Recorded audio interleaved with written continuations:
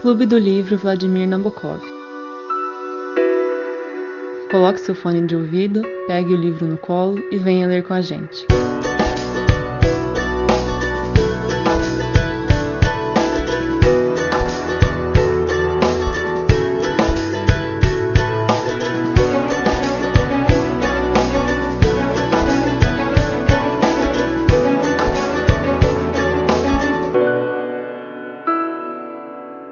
Dá início à discussão do segundo dia com a parte da matina, as matinas. Alguém fez alguma anotação dessa parte? Eu tenho uma só. Não! Não, também não tem. Se você quiser falar a sua, ok. Então, é porque eles começam descrevendo como que é a organização deles, o que eles fazem logo de manhãzinha, né? É antes do sol nascer. E aí eu só reparei que parece que é uma disciplina militar que eles têm lá na abadia. E outra coisa que eu achei que veio na minha cabeça, quando ele descreve todos os monges rezando, repetindo os salmos e as orações várias vezes, são, pelo que eu entendi, todas as orações, todos os dias iguais, e eu tive uma impressão ruim, que parece que eles reproduzem os textos, já foram escritos há muito tempo, várias vezes, não tem nenhum tipo de debate, e isso se complementa com aquela parte do silêncio, né? Então, eles têm que reproduzir e não podem conversar sobre. Isso me incomodou um pouco. Mas eu acho que, assim, não só no livro como um todo, mas acho que em muitos assuntos da igreja é dessa forma, né? É, tipo, reproduzir e não debater. Tem uma mudança, a primeira cisão, né, grande que teve foi lá na Reforma Protestante, que aí teve que mudar, porque iriam interpretar, traduziram a Bíblia. Mas acho que, assim, apesar desses avanços que vem acontecendo, de querer discutir, tem muitas religiões que é muito mais interpretativo, né?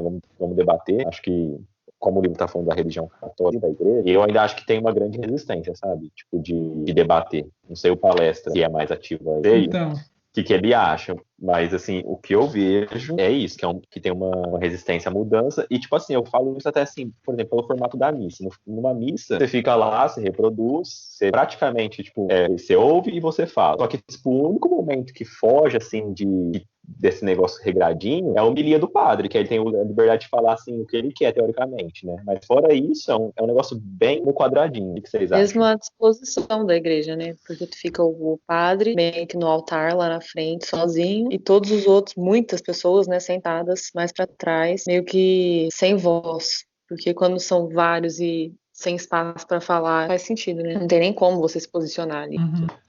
Então, você falou que talvez o grande cisma tenha ocorrido a primeira vez em 1517, eu acho um pouco antes, quando foi o grande cisma do Oriente, que separou a Igreja Católica Romana da Igreja Ortodoxa, o Império de Constantinopla e o Império, vamos colocar, a Igreja Romana e a Igreja Ortodoxa, né? Eu acho que talvez aí tenha sido um primeiro ponto-chave para romper um pouco das tradições católicas. Depois, em 1517, realmente, aí o Lutero vai fazer uma ruptura maior. Mas antes também tinha algumas ordens que não concordavam com algumas práticas que estavam sendo colocadas na igreja. Por exemplo, nicolaísmo, simonia, venda de indulgências, riqueza extrema, venda de objetos sagrados. Enfim, e aí tentaram meio que reformar a religião por dentro, como São Francisco de Assis tentou fazer, né? Mas aqui no livro mesmo a gente vê que tem uma, não uma segregação dessa ordem, mas há pré-julgamento sobre a ordem franciscana, né? E ela foi rival de algumas ordens durante muito tempo, justamente por pregar a pobreza, e aqui no livro ainda fala, não é que os padres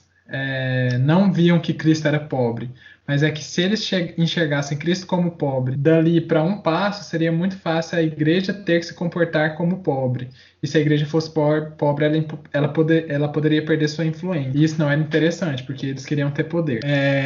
Então, realmente, eu acho que centralizou o poder político, centralizou o poder econômico, centralizou o poder ideológico durante muito tempo. Mesmo hoje, quando, não sei se vocês já pegaram para ler, tem um documento, não sei se eu chamo de documento ou um livro da Igreja Católica que se chama Catecismo, que é um livro que ele é constituído de perguntas e respostas. Então, tipo, tem lá alguma pergunta, falando, por exemplo, o que é o purgatório? Aí ele vai lá, pega e dá uma resposta embaixo, sabe? Então é assim que a gente estuda a religião, os dogmas da religião. Não é algo aberto. Já tem uma pergunta e uma resposta escrita para você. Então, esses grandes debates teológicos realmente não acontecem tanto. O formato da missa ele é bem fechado, mas eu acho que também isso acontece um pouco para unificar a religião em todo o planeta. Então, se você for numa missa em Roma, vai ser a mesma missa que você vai ir, sei lá, em Uberaba, sabe? Só que, lógico, com a homilia do padre é diferente, mas o formato é igual para dar unidade, para fazer com que as pessoas se sintam parte de um grupo, né? Mas assim, realmente eu acho que falta debate. E aí, só para ensejar um novo debate, fechar minha fala, porque como você falou, você tá um pouco mais da religião, então eu tentei trazer algumas informações a mais. Mas o quanto a universidade também não reproduz essa lógica, né? Porque a gente senta, lógico que tem professores que são exceções, né? Assim como tem padres que são exceções também. Não sei se você lembra daquele padre que o Luciano levou lá pro culto ecumênico dele. Achei, tipo assim, super participou com a gente e tal. Mas lógico que tem professores que são exceções, mas muitos professores a gente só senta e fica assistindo a aula caladinho. E não pode, às vezes, nem sair, levantar pra, sei lá, tomar água, que o professor já olha com a gente de olho torto. E a gente não tem tanto espaço para construir a aula é dele, já tá pronta, ele vai falar. E se ele passar do horário, ele não tá nem aí. A gente não pode contestar, a gente tem que ficar na aula. Então, tudo bem, a igreja faz isso, mas quantas outras instituições não reproduzem essa lógica e a gente não percebe isso tão bem, sabe? Eu gostaria de trazer um contraponto ao que a Carol disse inicialmente e também já complementar o que vocês falaram, mas bem rapidinho para a gente poder seguir adiante. A Carol falou que não estimula muito debate, né, pelo início das matinas nesse segundo dia. Mas a gente vai ver, já viu no primeiro dia, ficou sabendo de um grande debate que teve nesse mosteiro, né? E a gente também vai, ao longo do segundo dia, vai ter um grande debate entre o Guilherme e o Jorge. Então, assim, eu não sei até que ponto eles não debatiam. Talvez o debate não fosse estimulado, mas que ele acontecia, ele acontecia. E sobre a igreja, eu concordo que a igreja das instituições não é a mais flexível e aberta às opiniões alheias, mas pegar a missa como exemplo talvez seja errado, porque como a missa é um ritual, e como o palestra falou, ele é um ritual com uma sequência de atos coordenadas que sempre se repete com pouco a margem para mudança. Mas muitas igrejas, elas têm estimulado você ter grupos de catecismo, grupos de jovens, grupos de casais, onde eles se reúnem e discutem. Então, só para complementar, que assim, trazer um contraponto. Talvez não seja exatamente uma instituição que não debate. É isso. Tem outro da igreja. Só pra que a missa falar, é o ápice. desculpa, palestra. Pode falar, Carol. Era só isso mesmo. Que eu ia falar que o silêncio é a prova máxima de que eles não querem que você debata, né, Fer? Porque eles não permitem que aquela discussão que teve, você falou do Jorge e o Venâncio, né? O Guilherme. E o Guilherme. A primeira foi...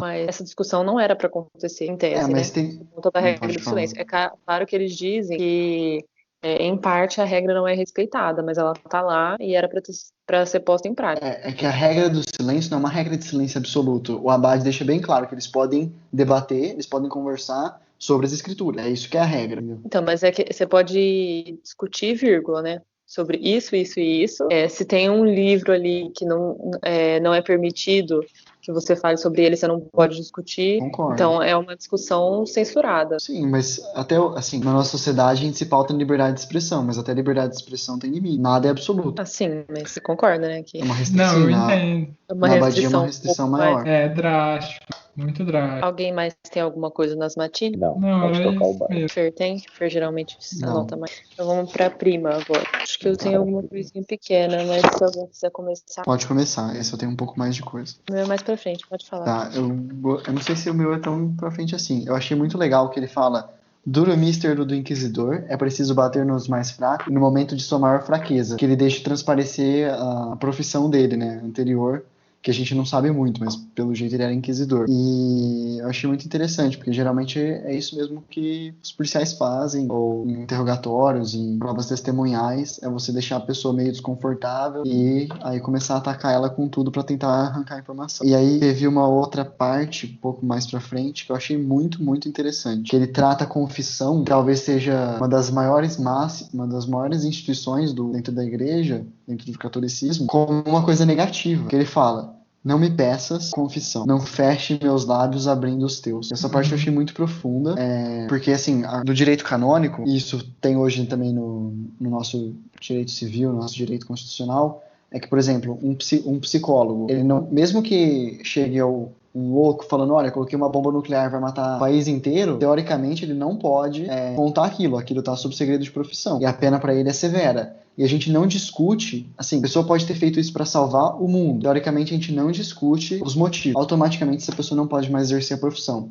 E o mesmo acontecia com isso vem do direito canônico, né? O mesmo acontecia na igreja. O padre que viola o segredo da confissão, o sigilo da confissão, ele é automaticamente excomungado.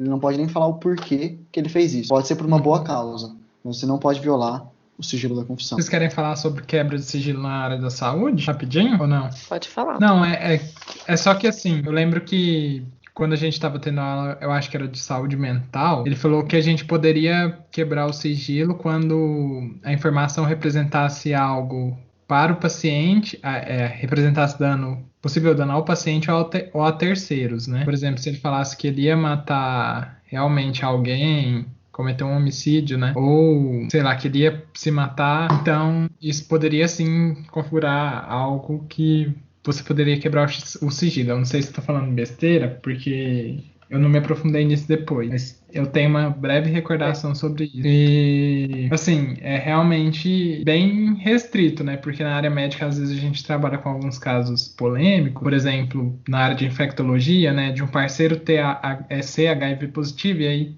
não querer falar para o parceiro dele que ele é HIV positivo, o parceiro dela, né, enfim. E aí você, como um profissional da saúde, você não sabe muito bem o que fazer, como lidar, o dilema ético, né, e realmente é muito difícil, porque você não pode quebrar o sigilo, e ele tá confessando ali para você, mas você não pode passar essa informação para frente, então meio que estabelece essa relação aqui que você tinha comentado, Fer. Mas é isso. Aí se vocês quiserem falar alguma coisa sobre isso também para complementar. Eu não vou me estender muito, porque uma aula só disso foi em direito penal, e eu não estudei muito a fundo, mas basicamente o que eu lembro foi isso que eu falei. Talvez tenham exceções, por exemplo, eu sei que médico que atende uma criança que tenha traços de marcas de agressão, ele é obrigado a denunciar, não tem essa de sigilo, porque você está falando de um incapaz. Mas aí talvez seja uma coisa muito aprofundada pra gente discutir aqui. Eu acho que não é nem denunciar, acho que você tem que fazer a ficha de notificação compulsória. A denúncia, alguns profissionais fazem ou não. Alguns, assim, ficam com medo, né, por conta de algumas ameaças, mas a ficha de notificação compulsória você tem que fazer. Aí a denúncia é por sua conta, sabe, e risco. Entendi. Aí você lida com a sua consciência e com o seu medo também, né? Mas fala aí alguma coisa, gente, não me deixa falando sozinho, não. É que eu acho que a questão do sigilo médico, ela é, claro, devidas às proporções, né? É igual, parecido, à questão da igreja. Toda quebra de sigilo, ela tem um problema ético por trás. Se alguém te confessasse que matou alguém, você conseguiria guardar essa informação e não passar lá pra frente, mesmo se você fosse excomungado? É muito difícil você falar isso. Todos têm um dilema ético por trás. Luquinhas, fala aí sua visão, meu querido, porque você tá muito calado pra gente poder prosseguir. É que você falou bem no assunto, mas repete a pergunta, Carol, por favor. Não, eu tava falando sobre a quebra de sigilo, tanto na igreja quanto na saúde. Todas têm uma questão ética por trás. Era isso, não era uma pergunta, na verdade. Não, então, igual eu falei, acho que eu não tenho muito o que explicar, que o Gabriel falou bem e explicou pro Fernando a questão da notificação compulsória. Mas eu, na minha opinião, acredito que essa questão do sigilo tá bem delimitada. E eu não vejo erro, não, do jeito que é explanado. A não ser... É difícil, porque, por exemplo, vamos tocar num assunto que está atual. O exame do coronavírus do Bolsonaro. Teoricamente, por sigilo, que, igual eu falei, tá bem delimitado, ele não tem a obrigação de mostrar, né? Mas aí entra em outros tocantes, tipo, ele é uma figura... É o líder da nossa nação e tá colocando em dúvida como que faz. Tipo assim, vai seguir as regras determinadas para todo mundo ou tem esse agravante? Porque se você for pensar, por exemplo, uma coisa que é bem clara dentro desse lance de sigilo, que é o exemplo que o Gabriel deu. Se uma pessoa descobre que ela é soropositiva, você orienta ela, o parceiro dela, vir fazer o exame, só que você não conta, o sigilo é absoluto. E se você for pensar, é uma coisa tão grave quanto, ou tão séria, se o Bolsonaro tiver com coronavírus e disseminou ali pro redor dele. Mas por que nesse caso é bem delimitado, é defendido que não conte, e nesse caso do Bolsonaro tá dando esse auê todo? O que vocês acham? talvez por relevância de dano, não sei, assim, eu realmente não sei, mas talvez esse cálculo de que a postura dele, se ele realmente tivesse com coronavírus, ele ter ido às manifestações, ter quebrado o isolamento, ter incentivado, e ele apertou a mão de pessoas, né? Então, tudo isso eu acho que é uma conduta que pode levar a arriscar um grande número de pessoas. Tudo bem que a pessoa que é soropositiva, ela leva o risco pro parceiro, mas é menor, né, eu acho. Uma pessoa só, talvez, aí, né? Não sei se que ela seja uma pessoa promíscua. Agora, o Bolsonaro, ele levou o risco para milhões de pessoas e estimulou uma conduta diferente daquilo que é preconizado por órgãos de saúde internacionais, né? Mas e tem outras questões, né? Como a Carol falou, são dilemas realmente, porque, por exemplo, muitas mulheres não contam para os maridos que elas são HIV positiva ou qualquer outra, que possui qualquer outra DST, porque às vezes elas têm medo de o marido violentá-las, tanto fisicamente quanto psicologicamente, elas têm medo de o marido abandonar a relação. Então, são vários fatores, sabe? Para que elas não queiram quebrar esse sigilo. Então, é difícil ser assim, precisa, não precisa. E ainda tem o vínculo, né, da relação médico-paciente. Se você quebra o sigilo, você perde a confiança da pessoa. Então, é realmente uma questão muito, muito difícil de ser. E a gente precisava discutir mais isso em ética, né, eu acho. O caso do Bolsonaro, eu acho que foram pedir na justiça para ele mostrar o exame por conta do risco à saúde pública. Então, tipo, se ele tivesse ficado em casa, feito tudo direitinho, não teria por que pedir o exame. Mas como ele tá indo toda hora dando entrevista quebra-queixo, toda hora ele vai em protesto, toda hora ele tá interagindo com pessoas, aparece muitas vezes sem máscara, todo mundo em volta dele sem máscara. Teve muitas pessoas daquela comitiva que foram para os Estados Unidos pegou Covid. É um risco tão grande para a saúde pública e não tem nenhum problema ele mostrar que, assim, ele não tá confessando um crime, né? Se ele tivesse mostrado antes, né? E não feito essas coisas.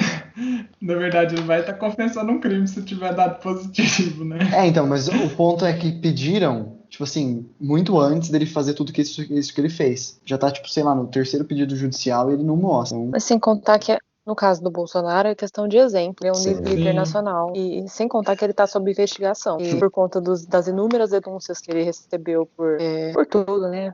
Por ser ele, aí eu acho que há muito gente para investigar. Vamos ver, né? Talvez até a saída desse podcast a gente já tenha a notícia se ele foi infectado ou não. Acho que não, eu vi hoje que a justiça estava pedindo. Eles estavam dando prazo de 48 horas, mas não. É que não tem o que fazer, né? Você vai busca e apreensão no Palácio do Planalto. Deu uma gaguejada aqui. Gente, até o filho dele já falou que pegou. Por que ele não queria? Não, e sabe o que agrava? Então, sabe o que agrava? Depois de ter feito esses pedidos numa rádio em Rio Grande do Sul, ele mandou talvez eu já tenha sido contaminado. E agora eu tô imunocompetente para combater a doença, né? Então, não foi um negócio mais ou menos. Aí ele se entrega, né? Sei. Não, mas sabe o que é pior? É que, tipo assim, se ele pegou coronavírus e não teve sintoma, era a chance do Brasil resolver os problemas. É o histórico de atleta. Ai, gente. Mas isso, né? Vamos tocar, porque a gente tem muita coisa para discutir ainda. Vai lá, Carol. A minha anotação dessa parte, não sei se é mais pra frente, era a questão do que eles estavam falando sobre penitência, como o Fer já tinha citado, do inquisidor, não sei o quê. E aí eu tava vendo a questão da imposição do medo por parte da igreja. Eles usam meio que uma espécie de chantagem, por exemplo, se você fizer isso, você vai arder no fogo do inferno. Se você fizer, ou se você não rezar todo dia, você não é uma pessoa boa. Então essa questão de jogar com o medo das pessoas mesmo para incentivar elas a ter fé. É só isso, um comentário. Posso fazer uma pergunta sobre esse trecho? É o trecho que começa assim: nunca como nesses tempos os pregadores têm oferecido ao povo para estimular nele a piedade e o terror. Palavras truculentas, perturbadoras e macabras. Nunca como em nossos dias, em meio a procissões de flagelantes, se ouviram louvações seguidas, não estou entendendo, louvações sagradas, inspiradas nas dores de Cristo e da Virgem. Nunca hoje se instituiu, não estou entendendo minha letra. Insistiu em estimular a fé dos simples através da evocação dos tormentos infernais. Essa parte. Tá dentro dessa parte aqui, eu juntei uma parte grande, eu não grifei nada. Tá. É que eu tinha colocado que esse é o meio que cenário político atual, tá? Você pinta um mal maior e garante sua vitória. É o que aconteceu nas eleições passadas, por exemplo. Gente, mas sabe o que eu fico? Só pra gente falar um pouco mais desse assunto aqui. Bastou pro Getúlio Vargas uma cartinha falando que tinha um movimento de esquerda querendo tomar o poder, que foi o Plano Cohen, para ele instaurar o Estado Novo. Bastou o João Goulart fazer um comício sobre as reformas de base que os militares tomaram o poder. Lógico que tem um cenário por trás disso, né? Mas talvez os estopins, né, e as desculpas para instaurar os regimes ditatoriais sempre foram esses. E tem uma revolução de esquerda pronta para tomar o poder. Enquanto nunca houve uma investida talvez séria, além, lógico, da intentona comunista que teve no período de Getúlio Vargas, mas foi antes, bem. O Estado Novo não tem nada a ver com o Plano Cohen, né? E o Bolsonaro faz manifestações políticas abertas e os seus manifestantes, né, ali, para voltar a um regime ditatorial, autocrático, e tá tudo bem, sabe? Ninguém tira ele do poder ou toma o poder por isso, sabe? Ninguém faz nada. O pessoal dá um pouco parado. E aí eu lógico, não tô falando que precisa de um golpe pra combater essas ações dele, mas pelo menos algo que fosse um pouco mais incisivo no sentido de punição mesmo, de fazer com que ele seja reeducado e não volte a fazer isso, porque parece que todo final de semana ele faz as mesmas movimentações, sabe? Isso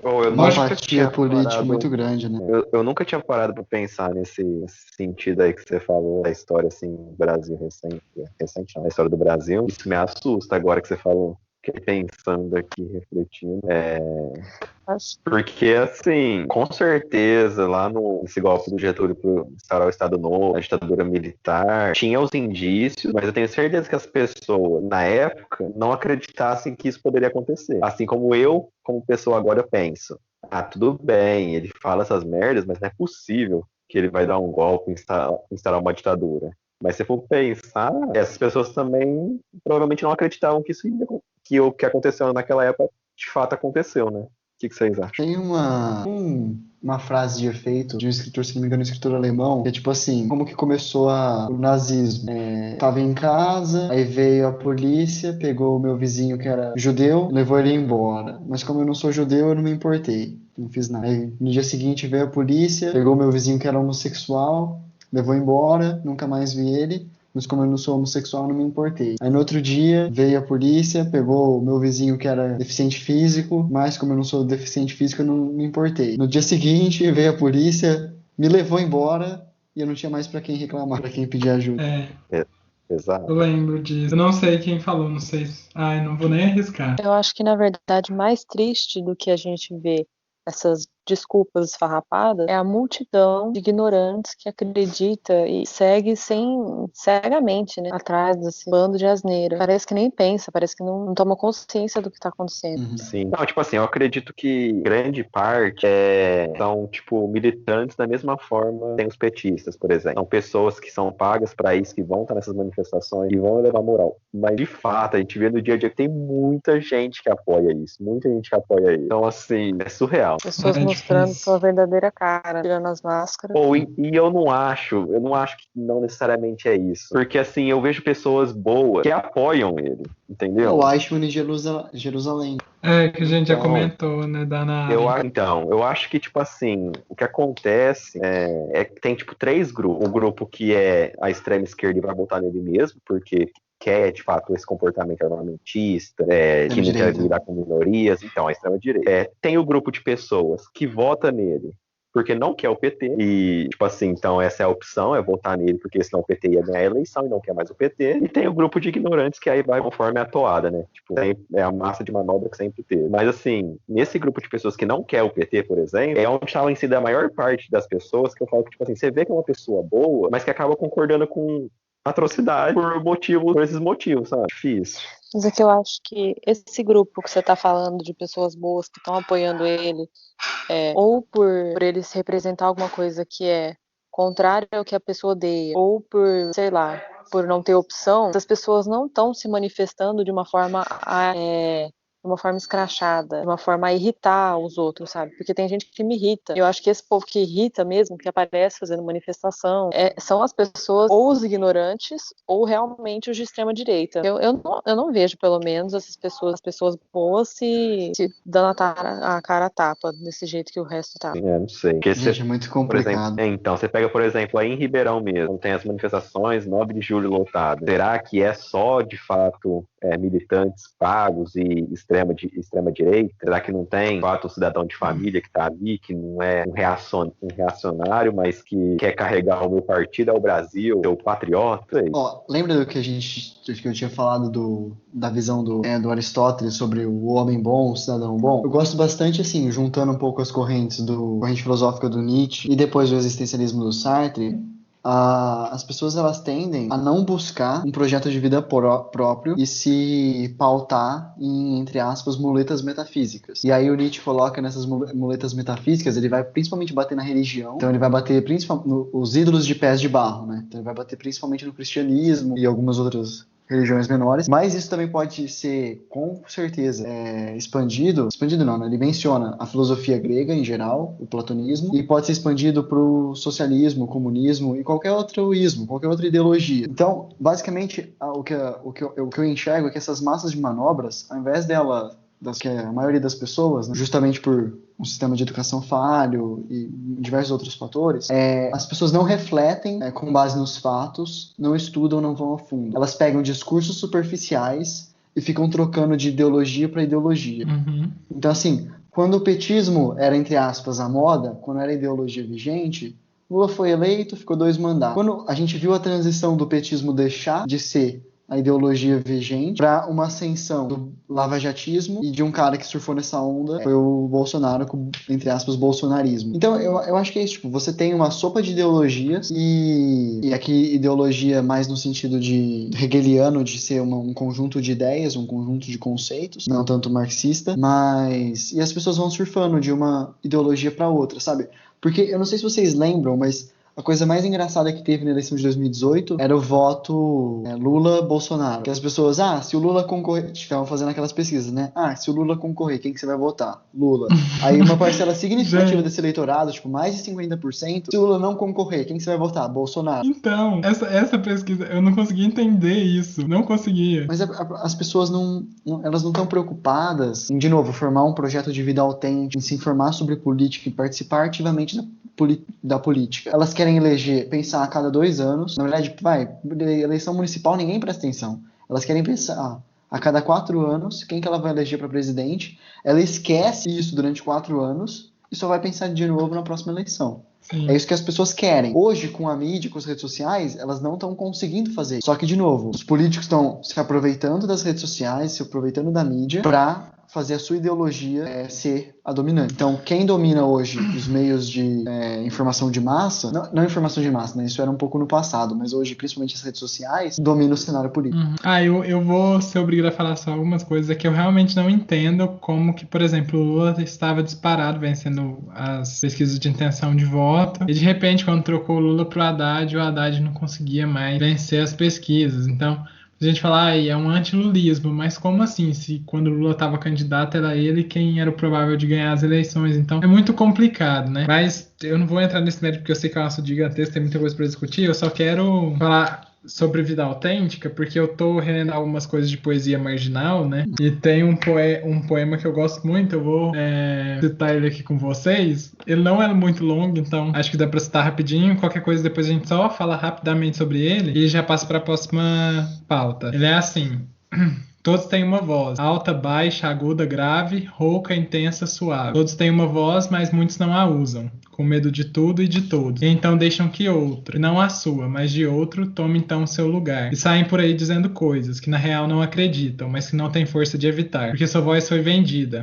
É o novo dono quem fala, e a verdadeira voz silenciada. Ainda assim ela está lá, reprimida, inibida, sufocada, à espera de seu dono, torcendo para que ele quebre de repente a mordaça do medo e fale aquilo que sempre quis. E então, quem falava por ele baterá rapidinho em retirada, e a voz será de novo de quem fala. Então, é um poema do Chacal, chama Voz Ativa. Tem um outro poema dele que chama EXP, que ele vai falar no dado momento do poema, não terceirize sua vida. Ele fala que tem muito isso, né? As pessoas, mal você abre os olhos, as pessoas já querem falar pra você o que fazer, o que comer, como investir. E eu sei que é complicado no mundo que é tão regulado a gente tentar ser autônomo, mas a gente tem que lutar, eu acho que pela nossa autonomia até não poder mais, sabe? Até realmente não, agora eu fui vencido porque eu esgotei toda minha capacidade física e mental por lutar por isso, mas nunca desistir, sabe? Eu acho. Entregar até a última gota de suor, porque ser autônomo é fazer aquilo que te faz feliz e fazer aquilo que faz sentido pra você e ser quem você é, né? Então eu acho importante. Mas é só isso, meu povo. Eu só queria, antes de passar a palavra pra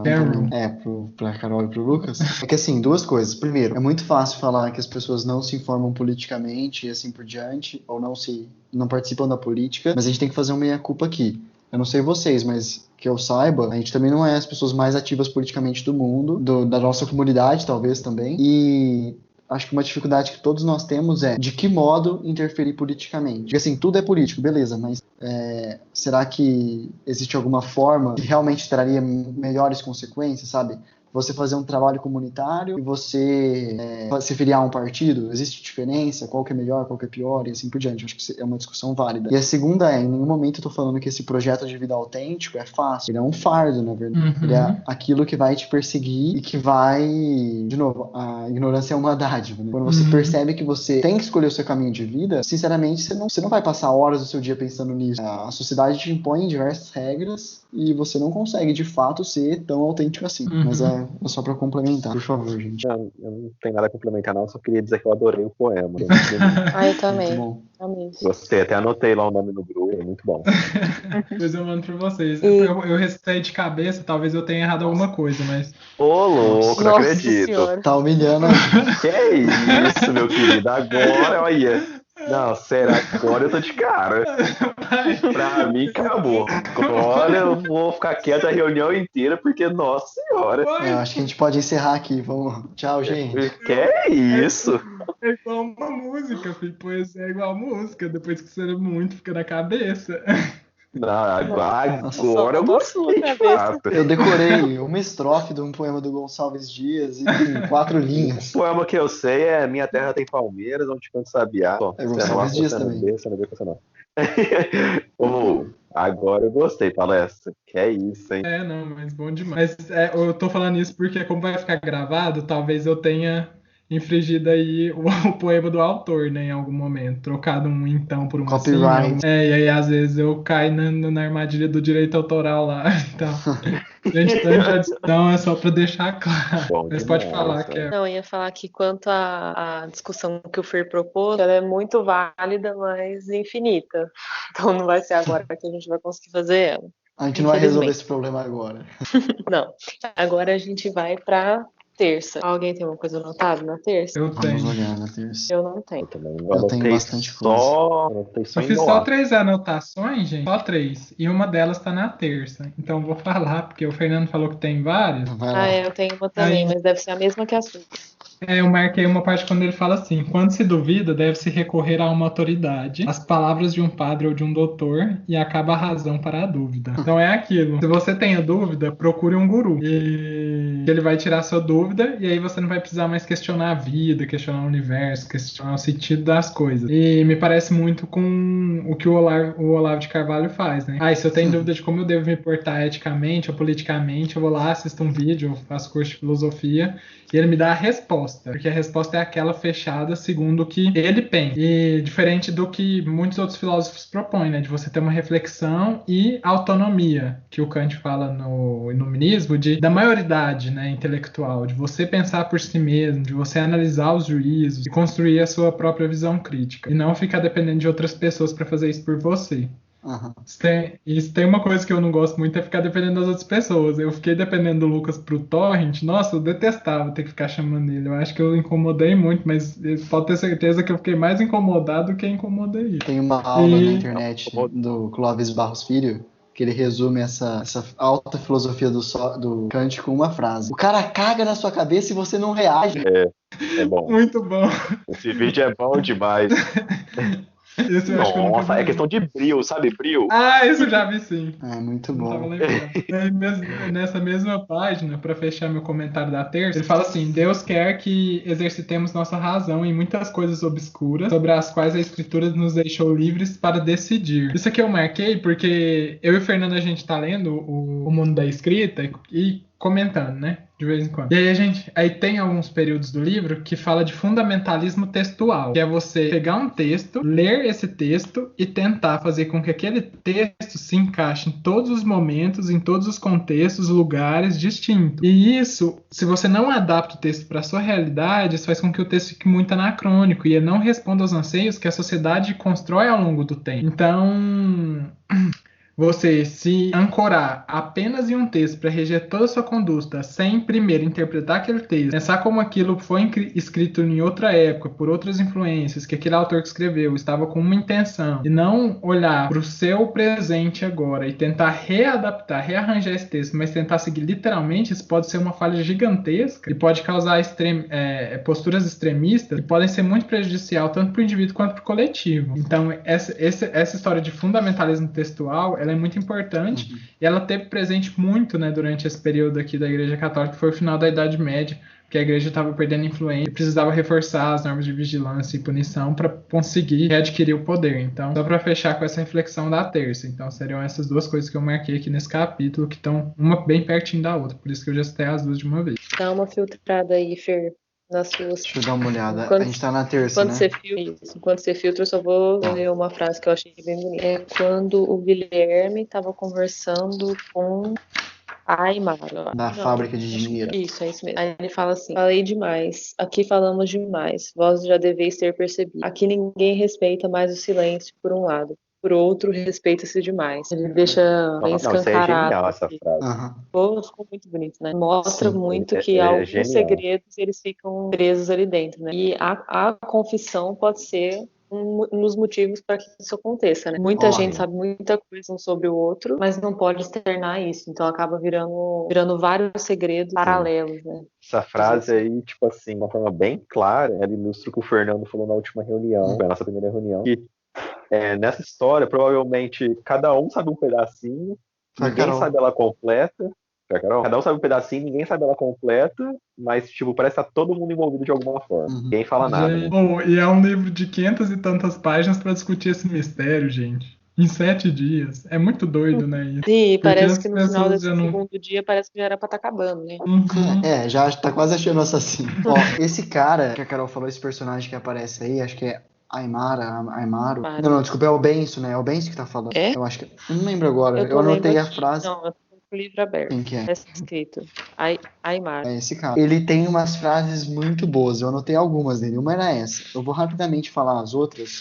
E aí vocês comentam o que vocês quiserem, mas eu achei muito boa. A primeira é o pensamento maquiavélico que o cara tem dentro da própria igreja. Ele tá falando lá dos problemas internos da abadia. Ele fala, antes era fácil. Uma boa taça de vinho envenenado e estava aberta a sucessão. Eu achei isso, sabe? Tipo, fogo no parquinho. O cara tá, assim, literalmente falando que a igreja é tão corrupta como qualquer outra instituição de poder. E aí, um pouco mais pra frente, ele fala assim, porque de dia aqui se cura o corpo com a erva boa e de noite se adoece a mente com as ervas más. Dando a entender que essa história do envenenamento, né? Que realmente continua acontecendo de uma forma ou de outra. E aí, por fim... E é muito estranho essa questão das ervas, elas ficam rondando pela história, né?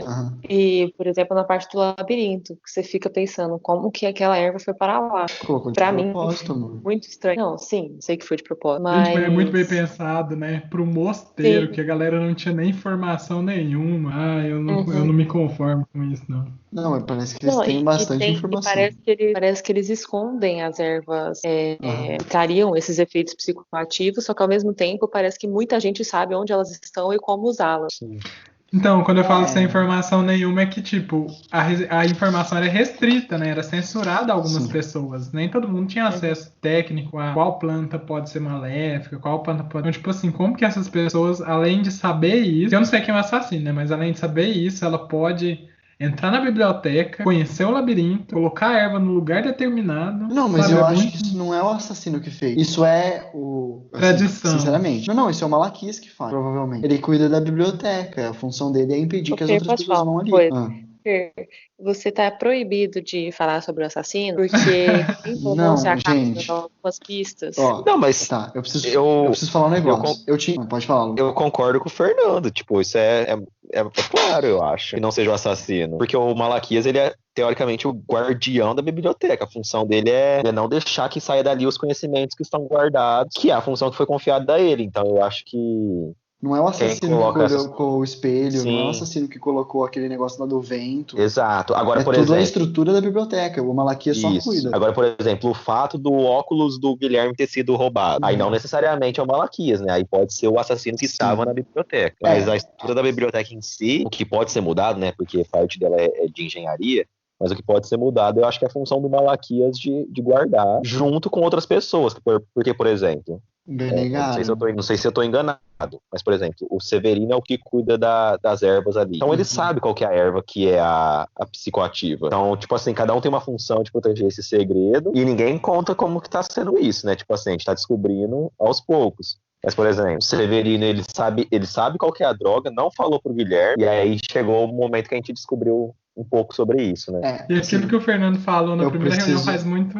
só pra completar essa... tá, então vai. Por favor, Paulo. É rapidão. É que você tinha falado da unidade. Eu não sei se você lembra, da unidade na diversidade que existe numa frase do livro. E parece que na Abadia funciona assim, né? São várias pessoas com funções diferentes, então elas são diversas, mas que elas se unem para tramar um tecido social e garantir aquilo que elas querem garantir naquele momento, né? Então parece que essa frase se aplica aqui. É só isso. Eu preciso avisar os nossos copiosos ouvintes que eu sei quem é o assassino, porque eu fui enganado pela apresentação do livro. Eu comecei a ler a apresentação que contava do contexto que a obra foi escrita, do contexto histórico onde a obra se localiza. Em determinado momento, o cara que estava fazendo a apresentação, ele fala, quem matou foi essa pessoa. E aí eu parei de ler. Então, tipo assim, 99% de chance de eu saber quem é o assassino. Mas o que eu tô comentando aqui não é relacionado com isso. É que, tipo assim, inclusive, a gente não sabe se aquela pessoa que roubou os óculos, se é o assassino ou não. É uma pessoa que tava na biblioteca. Bom, inclusive não dá nem pra saber quem é. Mas o que eu tô falando da biblioteca é que eu acho que com certeza aquelas ervas e todas aquelas engenhocas, elas estão lá e as pessoas sabem que elas estão lá. Não foi colocado só pra impedir que o Guilherme descobrisse o segredo. Aquilo lá é uma rotina da abadia para impedir que qualquer um acesse a biblioteca e o conhecimento. Acho que é isso. Eu concordo com isso que você disse, só que a sua fala ela é tendenciosa inconscientemente, já que você já sabe quem é o assassino, entende? Eu concordo, por isso que eu tô me mantendo calado em muitas coisas para não deixar você já me deu 2 dicas muito grandes que eu estou irritada. Então, cuidado.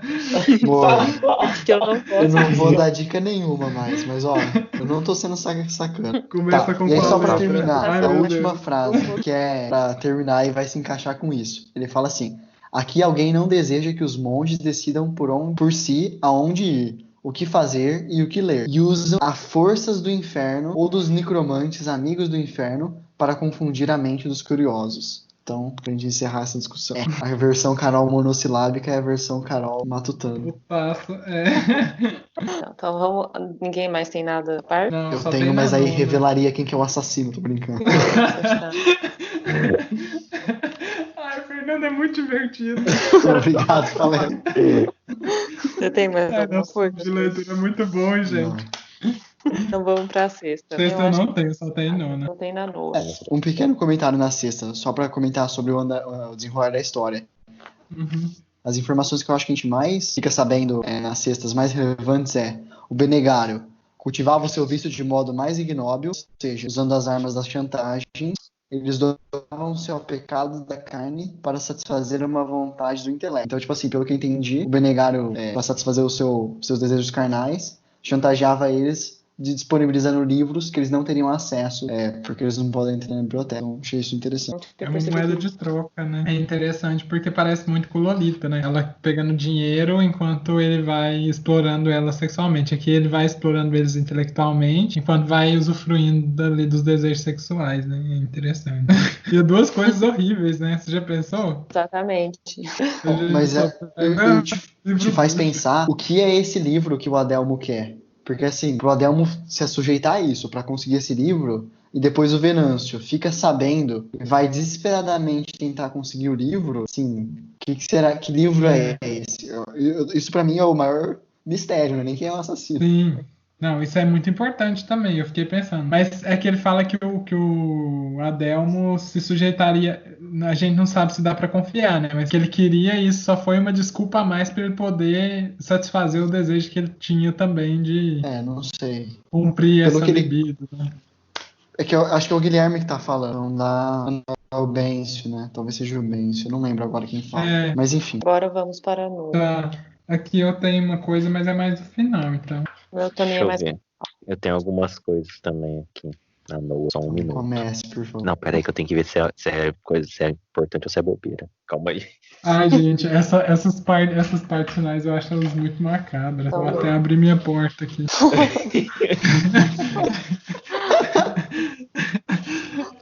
Pô, mas não parece que você tá entrando dentro da biblioteca. Parece. Deus me livre. Posso começar, então? Ele descreve Quando tudo vocês bem. for- Pode dizer. começar enquanto eu tô vendo aqui. Pode começar. Durante a conversa do Abade com o Guilherme, eles estão conversando sobre aquelas questões políticas, né? Nas seitas de ordens diferentes, crenças um pouco diferentes. E aí você percebe que o Abade ele tem um discurso muito generalizante. Ele reduz sempre uma ordem ou um povo a um acontecimento histórico. Então ele fala, você lembra de tal coisa que aconteceu, sei lá quem, com uma pessoa? Então, porque por conta disso eles são todos hereges. E o PT? Então, exatamente. Essa coisa triste de você. Igual aquele vídeo do TED Talks da Chimamanda Adichie, o perigo da história é única. Você reduzir uma pessoa a um estereótipo que você tem. E aí, um pouquinho mais pra frente, eu tenho mais uma coisinha, só que eu acho que eu não vou passar na frente de vocês, porque pode ser que vocês tenham marcado isso também. Eu acho que, só pra comentar, toda generalização, quando a gente faz, a gente perde alguma coisa, né? Acho que generalizações, no geral, fazendo uma generalização, são ruins. Elas não abrigam de forma completa a face de um grupo, um problema, de alguma coisa. Eu tenho uma marcação, mas se vocês quiserem comentar alguma coisa sobre isso, aí eu falo depois. É só comentar que, tipo, a generalização, ela é a abstração, ela é o que permite a gente pensar. Porque, assim, a gente depende de fazer a generalização, a abstração, para conseguir reduzir uma quantidade imensa de informações e alguns conceitos simples, raciocinar com base nisso, para depois da generalização chegar em outra coisa mais específica, sabe? Então, um pouco de como o nosso cérebro funciona, como nossa mente funciona. Mas eu concordo que a gente tem que sempre tomar cuidado para ver se a generalização que a gente está fazendo não vai levar a um resultado incorreto, porque você tirou um elemento essencial. Não só no âmbito abstrato das ideias, né? De organizar ideias para poder pensar as coisas de uma maneira mais simples e poder fazer inferências, mas também na parte prática em si, né? Se você, por exemplo, não estabelece um conceito de algo, por exemplo, se você não estabelece o que é saúde, o que é doença, você não consegue, sem um conceito, fazer práticas que atuem sobre aquele conceito que você predeterminou. Então, se você não tem um conceito, você não pode nem criar práticas para melhorar a situação que aquele conceito delineia, sabe? Então, por isso que é importante conceituar as coisas também, para você e abstrair e criar regras gerais, para você poder fazer práticas para tentar melhorar aquela situação. Só que, lógico, essas práticas elas nunca são 100% adequadas, porque não dá para considerar todas as individualidades, mas você tenta abstrair para tentar ao máximo mirar no alvo, mas sempre sabendo que você vai errar um pouquinho ali. Sim. Eu tava procurando aqui uma frase que eu queria achar, eu achei. É do Alexandre Dumas Filho. Não sei se o que escreveu aquele livro lá é o Conde de Monte Cristo, né? Acho que não. Não sei, quem leu pode falar. É ele? É o filho dele? Ele escreveu o Conde de Monte Cristo, escreveu Os Três Mosqueteiros. A frase é assim, ó. Toda generalização é perigosa, inclusive mais ou menos que a gente tá falando. Mas alguém tem mais alguma coisa para falar sobre isso? Ou posso falar o trecho que eu marquei? Por mim, pode passar. Sobre isso, não. E um pouco do que eu ia falar nessa nona também, a Carol já falou. Então, eu só vou falar depois de uma pequena frase, mas bem pequena mesmo. Tá. Eu ia fazer um comentário que eu dei uma olhada aqui. Eu ia falar do Alexandre Dumas Pai, é quem escreveu Os Três Mosqueteiros e as obras mais famosas. O Dumas Filho escreveu A Dama das Camélias e obras menores, só para não confundir. Eu fiz confusão. Você falou filho? Eu achei que você tinha falado só Alexandre Dumas. Não, é Alexandre Dumas Filho. Mas eu não sabia que era o escritor. Bom, aqui eu tô olhando, agora eu olhei as obras do Filho e tem também Os Três Mosqueteiros, então eu tô em dúvida, mas enfim, não importa. Depois a gente consulta para ver certo. Mas eu acho que é isso mesmo. A frase que eu marquei fala assim, ó. Os simples são carne de matador, de usar para colocar em crise o poder adverso, para sacrificar quando não prestam mais. Uma frase bem marcante, assim, né? Eu não vou estender em comentário político, porque eu sempre faço comentário político, mas essa frase, assim, se você parar para refletir, ilustra muito bem esse lance do poder. Por isso que eu acho que a gente tem, como o Fernando falou no grupo, a gente tem muito que ler O Príncipe do Maquiavel, porque nossas discussões sempre enveredam para esse lado, e eu acho que vai ser um livro que a gente vai aproveitar muito.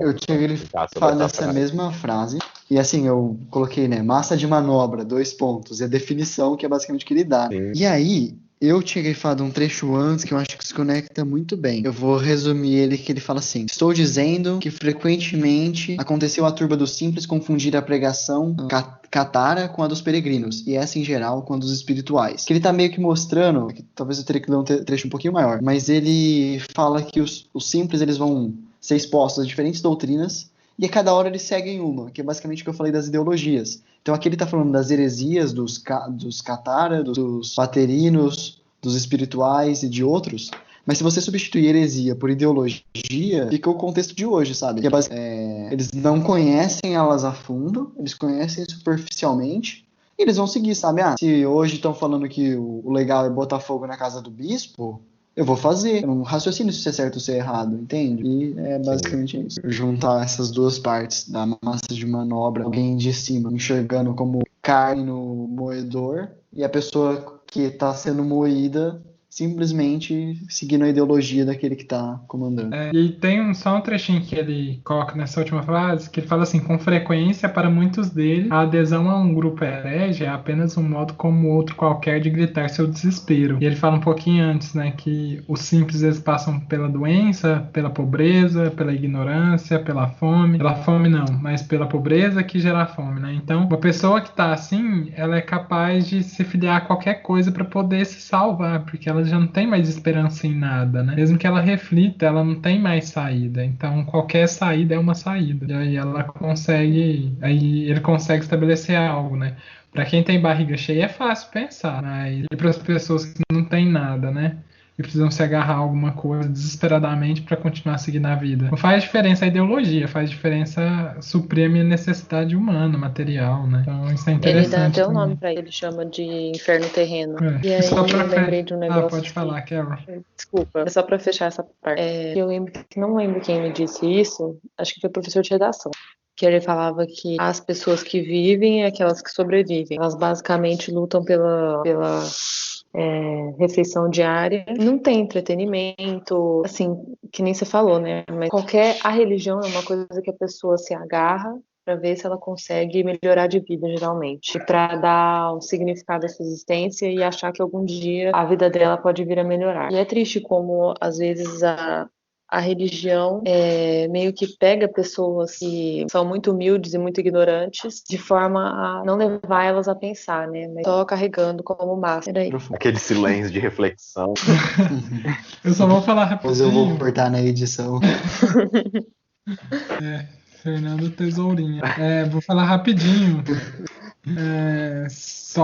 É da mesma página e é bem curto. Que o Abade fala assim: eu ao menos tenho uma regra, sei que hereges são os que põem em risco a ordem pela qual se rege o povo de Deus, e defendo o império porque ele garante essa ordem. Então assim, é muito geral, é igual o cara falou, como que ele sabe que os hereges são os que põem os riscos à ordem de Deus, do povo de Deus, mas qual que é essa ordem? O que ela preconiza? A ordem não é subjetiva a ele, que era o que a gente conversava sobre o Humbert, né? Quando ele define lá o termo de ninfeta, ele coloca algo super subjetivo que é muito voltado para visão dele, para aquilo que ele acredita. E como estender e abstrair isso para as outras pessoas é muito difícil, porque é uma questão muito particular em si, né? Então, tentar traçar essa regra de que herege é aquele que deturpa a ordem que rege o povo de Deus é muito complicado, porque eu acho que não existe só uma concepção de ordem que rege o povo de Deus, né? E aí, se pautar nisso pode ser um grande equívoco ao invés de um grande auxílio. Só isso mesmo, era mais rápido. Alguém tem um comentário sobre Alguém isso? tem mais alguma coisa para falar? Eu tenho mais 2 marcações no final, mas eu marquei uma antes dessa página aí, da página que eu mencionei, mas que eu não lembrava por que eu marquei. Agora eu lembrei que é uma discussão que eu vou puxar aqui, pode demorar um pouco mais da gente. Eita, Lele, deixa pra finalizar. E ele fala isso 1h10 de gravação.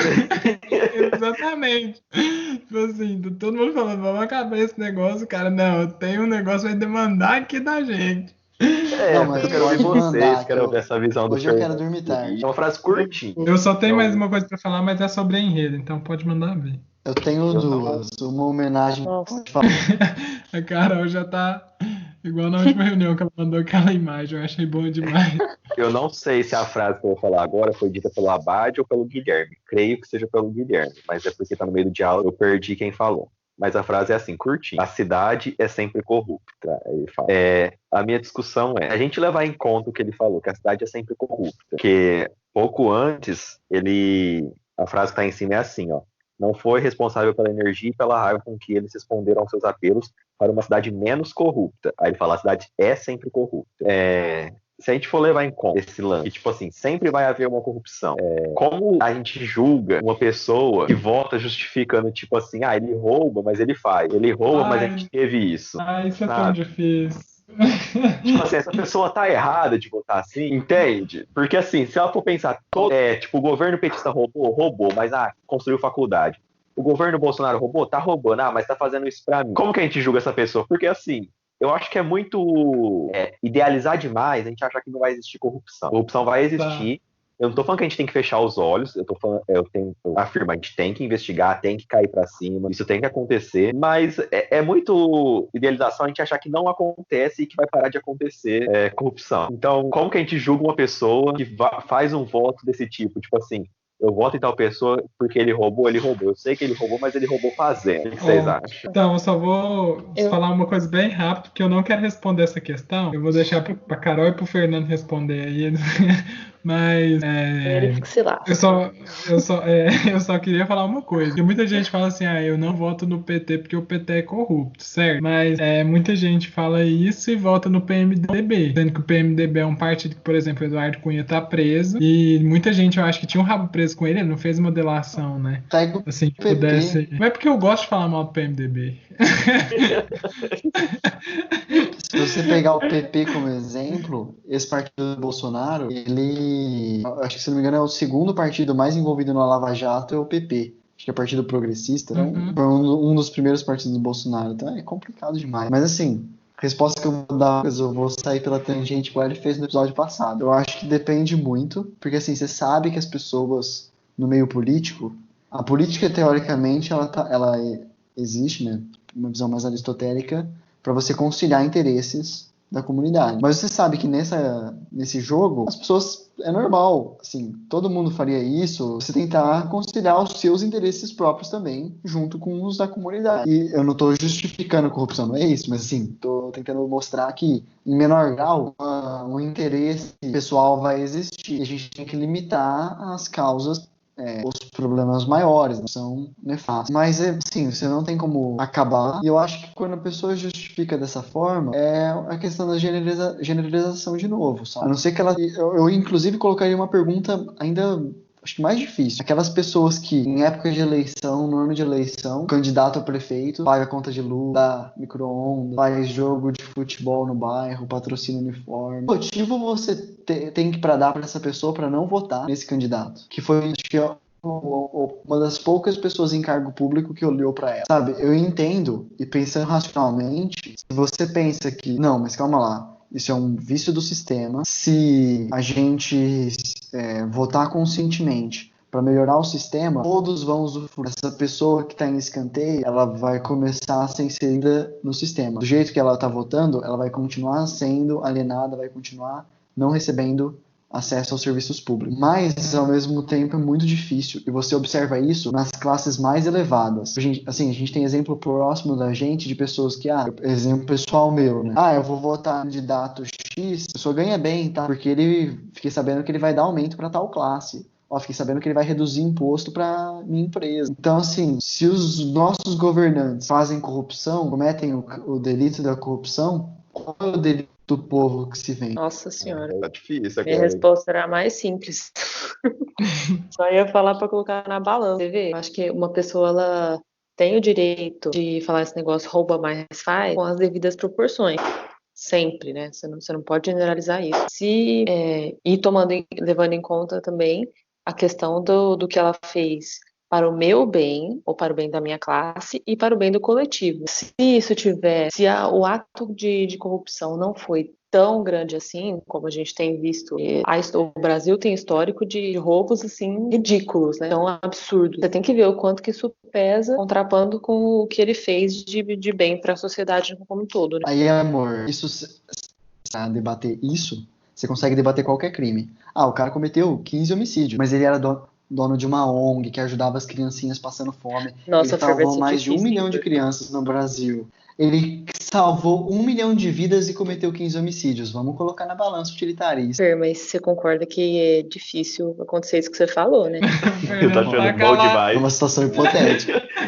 Nossa, mas hipotética. Quão hipotético, pelo amor de Deus. Volta o microfone. Não, mas eu acredito assim, que a gente não vai ter uma solução pro debate. Coloquei mesmo assim pra gente discutir. Mas realmente o debate muito difícil, muito difícil. É que assim, por exemplo, você fala assim, sendo que todo mundo é corrupto, então por que eu preciso votar? Sendo que todo mundo já é corrupto por natureza, né? Então, E aí você fala, então eu posso votar em alguém que é corrupto. Mas eu já tô esperando a corrupção. Será que não existe realmente alguma forma de mudar isso? Então, o que eu acho que dá pra fazer, que são perguntas que a gente isso, né? Se é corrupto, então por que eu voto? Não precisa de votar. Se todo mundo é farinha do mesmo saco, coloca qualquer um lá. Ou então perguntas de como, e se eu vou morrer, por que continuo vivendo? Ou se não se eu vou esquecer algo que eu vou ler, então pra que eu leio? Se eu vou feder, pra que eu tomo banho, né? Não sei. Essa talvez seja mais fácil de responder. Mas assim, é muito complicado traçar a motivação que nos faz fazer isso. O que a gente pode fazer, para mim, na minha visão, é estabelecer mecanismos que impeçam ao máximo que a corrupção aconteça. Mesmo que a gente saiba que as probabilidades dela acontecer sejam muito grandes, é tentar lutar para que ela não ocorra. É o que a gente faz sempre na medicina, né? A gente sabe que a gente vai morrer. O fim nosso é a morte de qualquer paciente. Mas é tentar ao máximo, com todos os artifícios, com todas as artimanhas, fazer com que aquela pessoa sobreviva. Então, é a mesma coisa com a política. Fazer os mecanismos melhores para que não haja corrupção, ainda que você saiba que ela possa existir. E aí, como fazer isso? Eu sei que a burocracia é uma bosta, eu sei que enrola muita coisa, eu sei que ela impede com que discussões sejam travadas, mas ela é importantíssima para garantir neutralidade e falta de corrupção, sabe? Muita gente quando fala eu sei que tem alguns setores que realmente precisa tirar um pouco da burocracia, mas sempre a gente tem que pensar nisso. Quando a burocracia ela vai sendo destituída, e o Weber que fala isso, né? A burocracia ela é importante para controlar possíveis desvios, mas quando a burocracia ela vai sendo destituída, a probabilidade de se ter um desvio ela é muito maior, porque quando você tem um sistema burocrático, é uma pessoa investigando a outra em cadeia. Então, por exemplo, se a pessoa estava na cadeia da burocracia, vamos pensar como se fossem 5 caixinhas. Se a pessoa que era para fazer o papel da primeira caixinha fez um trabalho corrupto, a que está na segunda caixinha para avaliar o que ela fez na primeira, vai pegar ela e vai falar, olha, você fez algo corrupto aqui, entendeu? Então, eu estou te investigando. Agora, imagine se fosse só uma pessoa controlando todas as instâncias políticas sem nenhuma burocracia.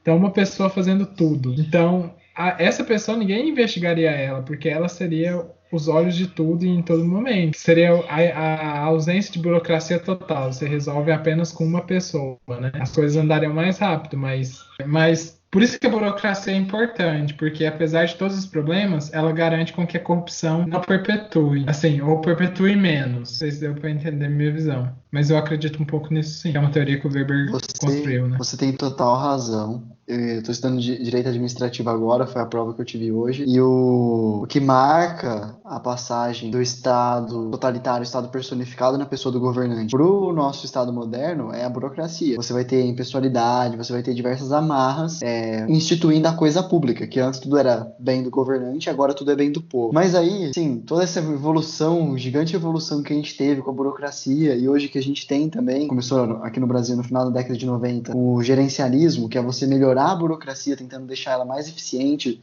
e reduzir os custos. Aí você pega, em pleno 2020, você tem um presidente que quer pôr o filho, quer pôr a sogra, quer pôr o cachorro, quer pôr tudo. Então, você pega todos esses 200, 300 anos de história de desenvolvimento do Estado Democrático de Direito e volta pro Estado personificado na pessoa do governante. Só isso que eu queria falar. Porque, assim, toda a evolução que a gente teve, agora a gente tem um grande retrocesso. Bom demais. Eu não tenho mais nada a comentar, não. Debateu bem esse assunto. Se vocês não tiverem nada a pontuar, eu tenho mais uma anotação na NOA. Não, a minha é bem mais pra frente, mas é sobre enredo. Eu não sei nem se eu posso falar, porque eu não sei se a Carol vai ficar incomodada por conta de ser parte de discussão de roteiro. Porque Não, às de vezes você o Fernando pode pode dar falar. alguma pista. Meu... Então eu vou falar bem mais pra frente. a minha anotação, então pode ser?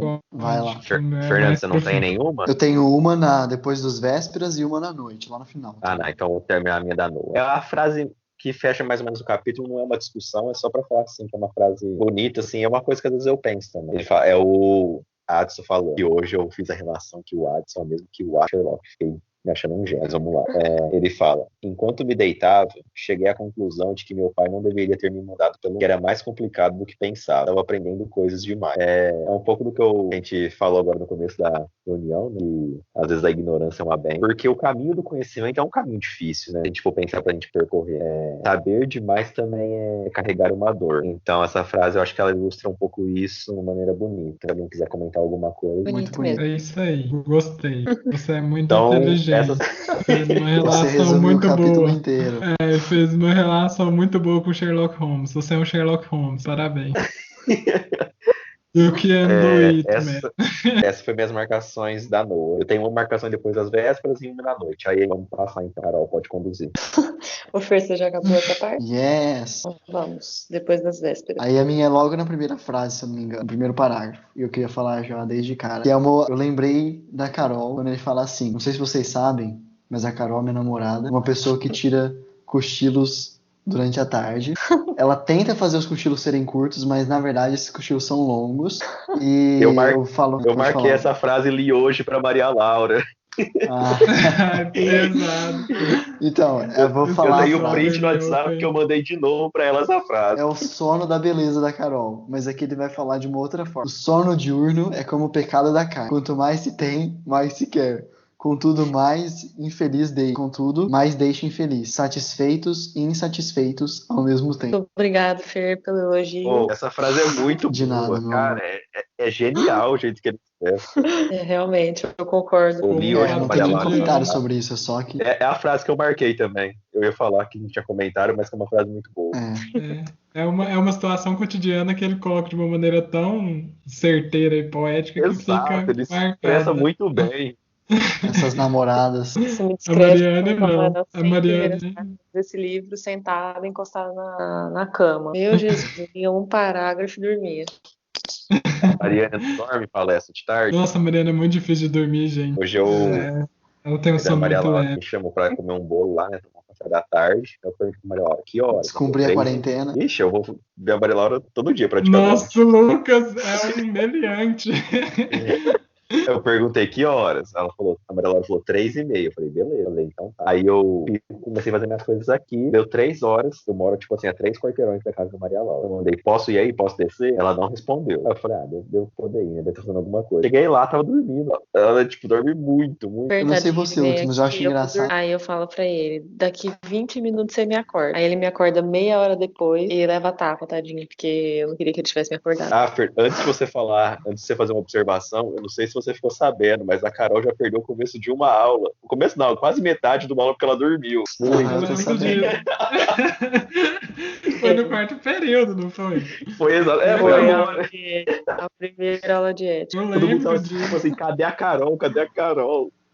O que aconteceu com essa menina? Eu lembro que ela tinha falado pra mim, tipo, eu vou dormir, mas eu vou pra aula de ética. Eu falei, então tá bom.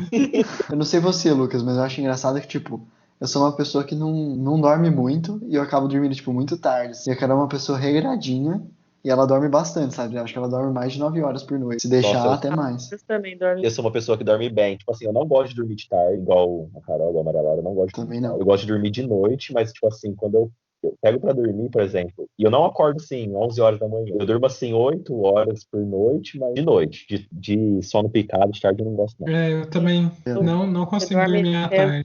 Dormo das 9 às 5h30. Você foi assim, das 9... Sim, na faculdade pode estar caindo o mundo.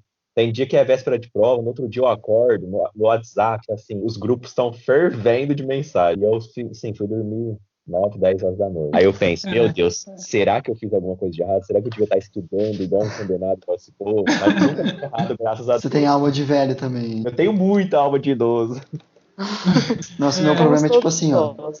Eu quero dormir cedo, vou dormir 11 horas. Aí, sei lá, eu começo a estudar, começo a ler, aí eu vou ver 2 da manhã. Eu não deitei ainda. Ai, meu Deus. Não, Mas vamos falar do livro. Vamos. Agora Eu vamos marquei para as só mais uma completas. coisa na noite. Ah, completa? Uhum. Não, mas eu marquei uma coisa na noite agora. Tem, Tá. Fê? Só na noite. Eu tenho Deve ser a outra mesma que o completa, Lucas, né? mas é rapidão. É a minha última. Tá na completas. Que ele fala assim, o Guilherme falando, o Atos pensando, né? Parece-me uma boa ideia, como o Guilherme já dissera. É sempre melhor que quem nos dá medo tenha mais medo que nós. E é sobre tudo aquilo que tá acontecendo ali na biblioteca, né? Eu acho genial. Porque é como se ele agisse como um inquisidor ali na biblioteca, né? Tipo, ele percebeu que alguém roubou o livro dele, o óculos dele, tá saindo correndo, e ele fala aí, se eu não me engano, é essa situação mesmo, e ele fala isso. Ele grita, né, pra pessoa, insinuando que não era pra aquela outra pessoa estar ali naquele momento, que ele tá olhando, espionando, alguma coisa nesse sentido, eu não lembro direitinho, porque faz um tempo que eu li. Mas aí ele tá tentando injetar o medo na pessoa, falando que ele é o espião e que a pessoa não é a espiã, e aí ele que estava com medo, na posição de uma pessoa que está em vulnerabilidade, tenta crescer para colocar outra pessoa em vulnerabilidade. Então, eu acho isso muito. Não nesse contexto de realmente fazer o mal para os outros, né? Mas de como você pode traçar uma estratégia, um plano de ação para fazer com que você consiga atingir um objetivo de forma justa e que seja uma estratégia que realmente funcione, né? E ele tenta usar isso nesse momento. Mas lógico, eu não acho que nada que tenta menosprezar o outro, chatear o outro, seja algo válido a se fazer, não. Isso eu não concordo. Mas aqui ele está usando uma tática para alguém que foi corrupto com ele, para que essa pessoa se sinta culpada e ele talvez tente ter êxito na ação dele, né? E aí estender o debate também, né? Eu sei que o Fernando colocou isso no grupo, e aí acho que isso não compete aqui, mas sempre vai ficar essa questão martelando na gente. Ai, quem que tá sendo esse assassino? Eu acho que, lógico, talvez não seja algo pra gente discutir, mas é algo que a gente sempre vai estar pensando quando vai estar lendo essa obra. Quem que é o assassino? Por que que tá fazendo isso? Como que ele tá fazendo isso? Porque é um romance policial, né? Então vai sempre surgindo essas borbulhações na nossa cabeça. Sim, eu não fiquei brava, Ó. viu? Tá tranquilo. Mas quem que vocês acham que é? Ou então, deixa eu só falar uma coisa. Eu acho que esse debate tinha que ser promovido a cada reunião, tirando o Fernando do debate, claro. Beleza. E eu não vou nem fazer papel de advogado do diabo que eu posso dar. Mas assim, ó, Porque eu acho não que sei se a realmente tem que Carol ser debatido. teve aquela Pra gente discussão poder no saber grupo se a lá. gente acertou ou errou, né? No final das Isso. contas. Teve aquela discussão no grupo que vocês falaram quem que tinha falado, a Carol ficou brava comigo, aí vocês apagaram a mensagem, não sei o quê. Aí a Carol queria saber quem que vocês tinham Tinha falado. falado. Então, depois vamos promover esse debate aí no final, mas só vamos terminar de falar sobre as nossas marcações. Ah, pode ser, Lucas, você é uma pessoa muito organizada. Eu acabei já, gente. Era só esse debate que eu queria O levantar mesmo. Lucas tem uma coisa na noite agora Eu que ele tenho, falou. vou falar, o Fernando também tem uma, né? Talvez seja a mesma. Vai ser a mesma. Acho que não sei, hein? Ele fala assim, ó. Este lugar de sabedoria proibido Bingo! é protegido por muitos e sapientíssimos achados. A ciência é usada para ocultar, em vez de iluminar. Não me agrada. E eu queria levantar aqui um debate pra gente fazer sobre esse papel da ciência usada por um desvio, por um lado, vamos colocar entre aspas assim, ruim. A gente vê exemplos disso, por exemplo, um exemplo clássico, sei lá, uma bomba atômica, uma coisa utilizada para dizimar. Porque assim, a ciência é maravilhosa, ela traz todos esses avanços que ela trouxe pra gente, internet, geração de energia, todos os avanços possíveis, a ciência que trouxe. Só que, por um outro lado, ela é uma faca de dois gumes, ela também pode trazer esse lado ruim, né? O que vocês acham sobre isso? Por favor, Fer. Então, eu grifei essa frase pelo mesmo motivo do Lucas. Eu acho que a gente enxergou nela talvez um after party da discussão do último encontro. Mas eu não sei, sinceramente, como interpretar ou qual o caminho que seria o correto de olhar esse ponto, né? Porque assim, eu tava tentando pensar, no nosso dia, que invenção tecnológica, ou que ciência, entre aspas, faz com que a gente impeça de achar o conhecimento. Porque a gente se encontra hoje na era da informação, né? Então, assim, com um pequeno celular e acesso à internet, você consegue alcançar basicamente todo o conhecimento da humanidade em poucos segundos. Então, de que modo essa ciência usada para ocultar existe nos dias de hoje? Eu queria a ajuda de vocês para interpretar, para responder. Gostaria de citar nosso queridíssimo Sci-Hub. LibGen. Criado por uma Aliás, mulher. os russos estão de parabéns. Pois é. Fala aí, Fernanda, palestra. pra toda Eu informação. acho que a Carol vai por um caminho legal. Vou deixar ela falando, qualquer coisa só complementa alguma coisa. Não, só falar do Sci-Hub, na verdade, ele disponibiliza artigos que são pagos para quem não pode pagar. E ajuda muito, né? Porque se a gente for pagar cada artigo que a gente vai ler, a gente falha em uma semana. Então, essa questão de você dar acesso à informação de qualidade para um público muito grande. Mas deixando claro que dá um acesso ilegal. Pirataria de qualidade. Mas, sinceramente, às vezes eu brinco com meu pai. A gente tá procurando um livro, meu pai tem acesso a várias bibliotecas de universidades que ele faz parte e que ele pode acessar. Então ele fala, vou ver se eu acho aqui um livro, a gente consulta e depois eu te falo. Só que assim, você só pode acessar online, tem várias limitações, se você for baixar, ele segue aquelas regras da porcentagem, você não pode divulgar e assim por diante. Mas, sei lá, ele quer consultar o livro. Aí, às vezes, muito mais rápido, ele me passa o nome, ele tá procurando nas bibliotecas, eu jogo no LibGen, acho e mando pra ele o PDF completo, versão mais atualizada. Sabe? Então, a pirataria chegou num ponto que ela é mais rápida que os meios legais. É impressionante. Não, isso é total verdade, né? E questão de disponibilidade também. Eu tava conversando isso com um amigo meu sobre filmes, né? E não tem um serviço de streaming, por exemplo, que forneça todos os filmes clássicos. Se pegar o Kurosawa e todos aqueles atores, diretores, não, desculpa, tô até meio que dormindo aqui. Ele tava me comentando isso comigo. Nos Estados Unidos parece que tem um serviço e realmente, eu não lembro o nome, desculpa, gente. Mas ele tava me falando que tem um serviço que disponibiliza esses filmes, e que no Brasil não tem nada parecido. Então, por questão tanto de acessibilidade, preço, né, mas principalmente disponibilidade, ele tem que recorrer a meios, vamos dizer assim, não tão interessantes, né, para a lei. Tem que recorrer à pirataria, resumindo aí. Isso aí, né, palestra? Eu não entendi direito a frase. Se eu pudesse estar rapidinho, eu faria talvez um comentário aí de 1 minutinho, 2 rapidinho, só pra gente encerrar esse debate, se ninguém tiver mais nada pra falar. Vou ler então novamente para você. Pode. Por favor, mas eu tenho uma coisa pra complementar sobre um negócio recente que aconteceu, eu acabei de lembrar. Não é muito, assim, a ver com a frase, mas é mais a ver com a discussão que a gente iniciou. Mas, por favor, palestra, você primeiro. Tá, então eu vou ler, porque aí palestra se inteira também na discussão. Ó, este lugar de sabedoria proibida é protegida por muitos e sapientíssimos achados. Ele estava falando lá da erva, do espelho. Aí ele fala, a ciência usada para ocultar, em vez de iluminar. Não me agrada. Entendi.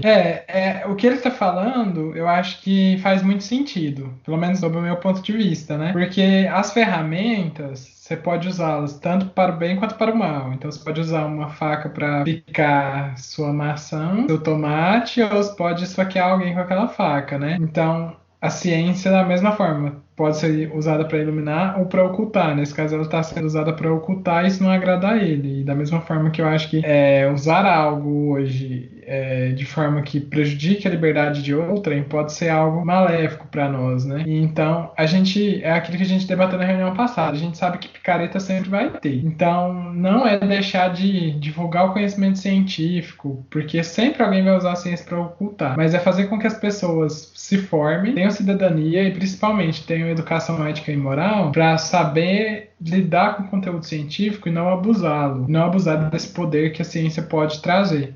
Então, isso principalmente nas novas gerações, né?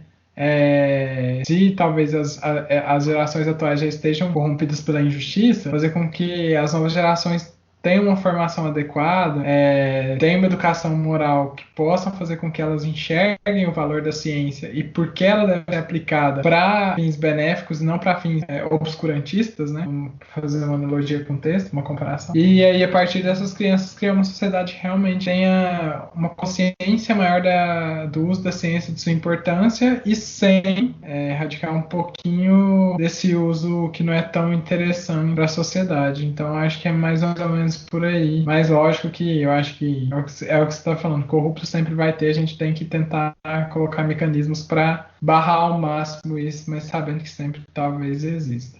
Eu fiz uma interpretação um pouco mais literal do texto, gostei bastante do comentário da palestra, mas eu entendi que esse ocultar não necessariamente tipo, bom ou ruim, mas tipo assim, quando as próprias ferramentas, a própria tecnologia desenvolvida pelas pessoas é usada para impedir que elas adquiram mais conhecimento sobre outras tecnologias, sobre outras áreas do conhecimento. E eu consegui pensar num exemplo. Paywall de sites de notícias. Eu não sei se vocês tiveram já experiência com isso, mas sei lá, você quer dar uma... Eu entendo que o jornalismo de qualidade tem que ser estimulado, você precisa se manter, mas, tipo assim, eu assino um jornal. Não vou falar o nome aqui, mas é o jornal que o nosso presidente mais ataca. Folha de São Paulo. Mas, sim, beleza, eu já assino um jornal, já ajudo o jornalismo independente. Mas aí, quando eu vou querer ler notícias de outro site, eu tenho que pagar para esses outros sites também. E assim por diante. Então, é um serviço tão polarizado, tão difundido, tão difuso, que você acaba tendo que, ou você paga para ter acesso às notícias, porque essas notícias, elas são, você não consegue ver elas, por conta de um script desenvolvido por algum programador muito bom, que não te deixa ver, a não ser que você pague, ou você tem que recorrer à pirataria. E aí, eu gostaria só de mencionar, para caso, assim, não estimulando ninguém, né, mas só mencionar que tem os scripts que tentam burlar o paywall e funcionam para alguns sites, tipo uma extensão que você instala. Então é tipo assim, a ciência impede o conhecimento. Aí vem alguém que inventa uma forma de inovar, uma outra inovação para impedir esse impedimento. Então ele bloqueia o script que é o paywall e você acaba acessando notícias sem ter que pagar. Ou em alguns, por exemplo, alguns jornais tem uma barreira tão boa, você não consegue simplesmente burlar dessa forma. Você tem que se valer de grupos de Telegram e outros meios para conseguir acessar a notícia. Mas tudo é uma faca de dois legumes, né? Porque assim, ao mesmo tempo eu entendo que você se sujeitar à barreira imposta pelo mercado, você não vai conseguir se informar, mas ao mesmo tempo, se você burlar isso sem pagar, você também não está ajudando a mídia independente, você não está estimulando que se produza mais notícias de qualidade. Então, eu encontrei um exemplo, mas talvez não seja um exemplo tão bom assim, porque pagando, a ciência está sendo usada para impedir um conhecimento, mas também é um conhecimento que precisa dessa barreira para continuar existindo. E aí, rapidamente, um assunto que eu queria trazer quando a gente falou de educação é o vídeo do Enem. Não sei se vocês viram o novo vídeo do Enem que saiu esses dias. Gente, meu Deus. É uma vergonha aquilo lá. Basicamente, Mas peraí, antes de falar sobre isso daí do Enem, eu só queria dizer que eu tenho interesse em saber qual é esse plugin aí pra ver as notícias. Depois a gente conversa quando não estiver gravando. Até mais. O professor já me passou esse plugin. Não da universidade, mas de outra. Ô, gente, por que ninguém nunca me passou isso? Não, Só que eu não sei. Porque eu era uma pessoa muito avessa à pirataria, né? Até eu baixar o torrent. Isso aí da conversa não ia ser um criminoso, não. A ciência não existiria se não fosse o Sci-Hub e LibGen. Eu lembro até hoje que, tipo, no primeiro semestre de aula, teve um professor que, tipo, no meio da aula, assim, a gente começou a falar, mas professor, esse livro não tem na biblioteca, não sei o quê. Ele virou assim, ó, tipo, um pouco depois que acabou a aula. Existe um site russo que você consegue acessar tudo isso. Você digita libgen.io e um mundo de conhecimento vai se abrir. Então, sabe, foi um negócio meio assim, vamos burlar o sistema para fazer o sistema funcionar. Mas, assim, o vídeo do Enem, acho que a Carol não viu, só para explicar, é um vídeo basicamente são 4 adolescentes que fazem o vídeo. São 2 meninas, um menino branco e um menino negro. Mas, assim, todos ali aparentam ser de uma classe média muito alta. Então, assim, o cara grava um vlog num quarto com cadeiras que custam R$600, com bandeirinha do Brasil. Uma menina grava o vlog com 2 iPhones, a outra aparece com um MacBook, sabe? Então, assim, e eles falando, não, o mundo não pode parar, a gente tem que fazer o Enem, você tem que se virar, tem que estudar, tem que continuar estudando firme, converse com seus professores, pegue livro na biblioteca. Só que é um discurso muito poliana. Quando você pega o Enem, que é um exame para ser de âmbito nacional, para ser um exame democratizante, e você faz a propaganda com gente que não representa, sei lá, 1% da parcela que presta o Enem. E para piorar tudo e passar a palavra para vocês, parece que o ministro da Educação falou em off que educação não serve para corrigir problemas sociais, piorar tudo, para corrigir desigualdades. Eu vou comentar 2 coisas. Esse do ministro, ele falou que o Enem não serve para corrigir desigualdades. Na conversa que ele teve com o senador, foram questionar ele se o Enem deveria ser adiado ou não. E ele falou que o Enem não serve para corrigir desigualdades. Não concordo, mas foi isso que ele falou. E quanto ao negócio do vídeo, eu também vi uma análise muito legal. Eu não tenho certeza, mas eu acho que é do Sakamoto. O título, vou falar só o título, porque aí basicamente dá pra gente refletir. Ele fala, o e daí do Bolsonaro chega à educação. Porque ele faz aquela referência de quando falaram sobre o número de mortes pra ele falou, e daí, né? Todo aquele burburinho. E é basicamente isso. O vídeo escancara assim na cara das pessoas, sabe? Tipo assim, se vira, a gente não vai fazer nada, vocês que lutem. É ridículo você esperar um comportamento desse do Ministério da Educação. Gente, tem muita coisa ridícula, né? Tá difícil. Alguém mais tem alguma coisa pra comentar? Que você falou.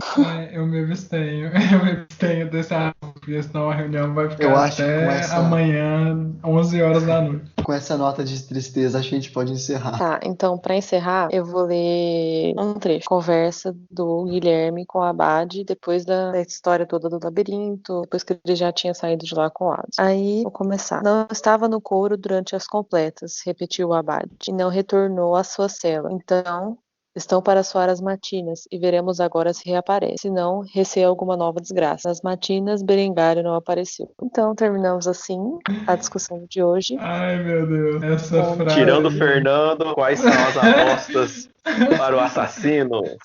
Ai, ai. O Fernando falou Carol, quem que a que você gente aposta, Carol. Não sei porquê, mas eu acho que o Ben.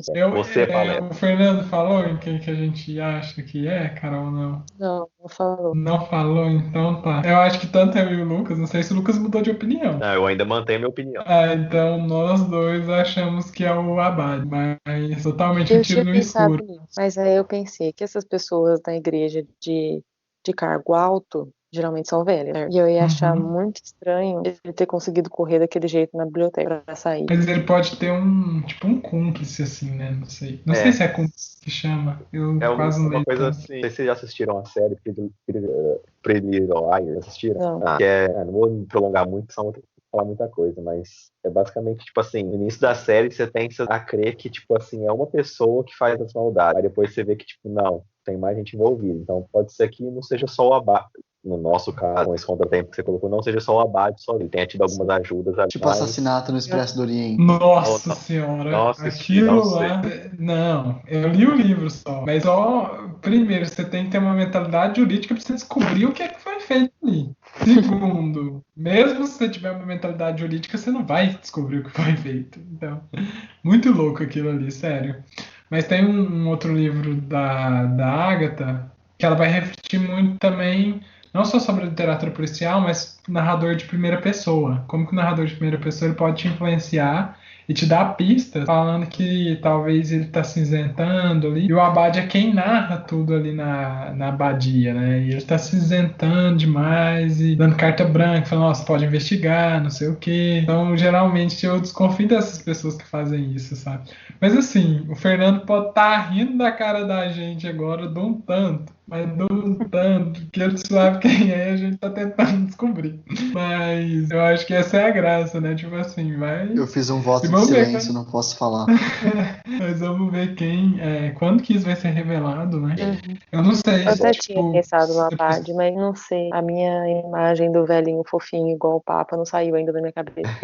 Aguardemos aí o que vai acontecer. Mas ele não é no nada terceiro fofinho. Não, é Mas tipo. velhinho geralmente tem cara fofinho. Tem que lembrar que nem todos os papas foram igual o Papa Francisco, né? Não, só lembrar do então, negócio. O Adson conta que ele, agora velho, isso aqui é muito interessante, que ele fala que ele, apesar de ser noviço, tal, inocentão, em Mel, que é a cidade dele, ele já tinha visto os olhares de alguns outros monges mais eu lembro velhos. disso, nossa. E ele fala que agora velho, e também tipo, ele reconhece que, ó, isso aqui não é, eu só queria fazer uma constatação, tal. Não tô falando que eu fiz algo ou faria algo, isso é completamente vil, mas às vezes eu olho para um noviço mais novinho e vejo ali traços de uma garota bela. Pesado. Nossa, isso é muito ruim, né, gente? Pelo amor de Deus. Humberto Eco, Fogo no Parquinho. Ele é. Mas eu mantenho a minha aposta. Vamos ver se na próxima reunião eu mudo. Vocês querem que eu vá terceiro dia. dando dicas, falando assim, quem não é, alguma coisa assim? Não! Eu tô brincando. Vamos pro Vamos terceiro dia encerrar, pra ver se a gente consegue descobrir mais alguma coisa. Vai lá, amor. Eu tô Ok. falando pra Carol, tá? Não, vamos encerrar então. A gente só Até não precisa. sei que dia. Então, a gente precisa decidir isso, né? Então, aqui Tipo, basicamente acabou o nosso podcast. Vamos conversar agora. Então vamos Que dia que vai encerrar ser? agora. Vocês querem dar tchau pros ouvintes? Tchau, ouvinte.